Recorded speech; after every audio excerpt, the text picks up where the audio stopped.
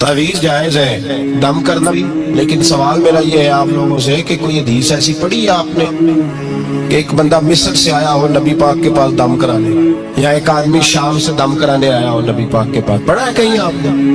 भाई दम कराना जायज़ है, तावीज़ देना, लेकिन ये असल दीन नहीं है कि लोगों ने अब इसी को जरिया बना लिया, इसी से लोगों की दुकानें और कारोबार चलते हैं। ये असल नहीं है, ये जोज है। दम में बरकत है, अल्लाह के कलाम में शिफा है। मा हुआ शिफा व रहमतुल लिल मोमिनीन, इसके अंदर अल्लाह ने शिफा रखी है, लेकिन ये असल नहीं।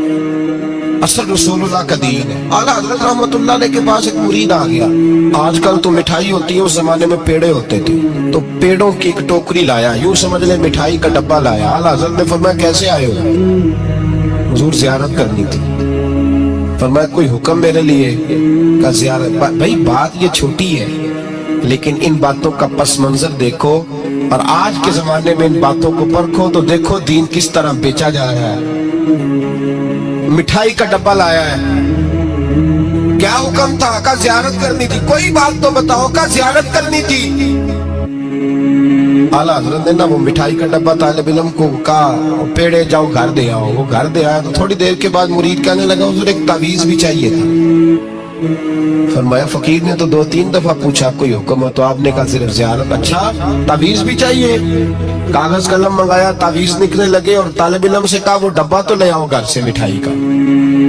वो बच्चा अंदर से क्या डब्बा लाया। ओ भाई ये वो लोग थे जो फिर हक कहा करते थे, इसलिए कि दौलत असर अंदाज नहीं होती थी। ये मुरीद को इसलिए डांट लेते थे कि इनकी नजर मुरीद की जेब पर नहीं होती। ये इसलिए उसको सख्ती करते थे कि इन्हें ये नहीं था कि भाग गया तो रोजी रोटी कैसे चलेगी।